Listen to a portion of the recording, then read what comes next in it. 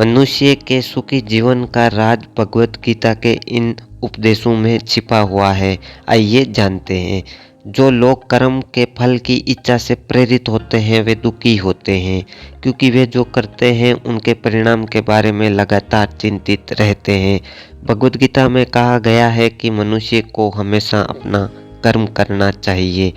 निस्वार्थ होकर आप जो सेवा करेंगे उसका फल आपको हमेशा मिलेगा और आपकी जो भी मनोकामनाएं हैं वे पूर्ण होगी। भगवत गीता में कहा गया है कि मनुष्य को हमेशा सकारात्मक सोच रखनी चाहिए। इससे आप कभी निराश नहीं होंगे और परेशानी के समय आपका शांत दिमाग हर एक समस्याओं का हल निकाल लेगा। भगवत गीता में बताया गया है कि काम, क्रोध और लोभ ये 3 प्रकार के नरक के द्वार हैं। जो मनुष्य इनको अपनाता है और फिर उसका नाश होता है।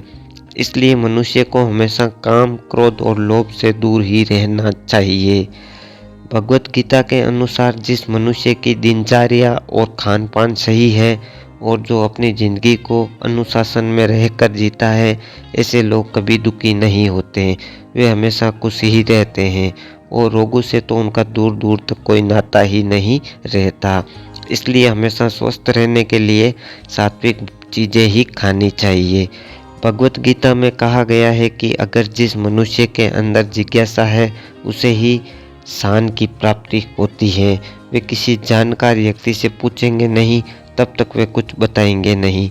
शास्त्रों में लिखी बातें, गुरु की बातें और अपने अनुभव में तालमेल बनाएंगे तभी ज्ञान हासिल कर पाएंगे।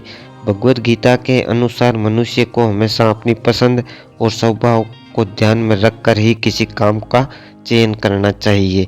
इसीलिए आप हमेशा वही काम करें जिसमें आपको खुशी मिलती हो और उस काम से आपका मन भी लगे। भगवत गीता के इन 7 उपदेशों से आपने सुखी जीवन का सार समझा। भगवत गीता के अनमोल उपदेश मनुष्य के जीवन को बदल सकते हैं अगर मनुष्य इन उपदेशों का पालन करे तो। अगर आपको इन उपदेशों से कुछ सीख मिली है तो कमेंट में हमें ज़रूर बताएं और इस वीडियो को लाइक और चैनल को सब्सक्राइब ज़रूर करें।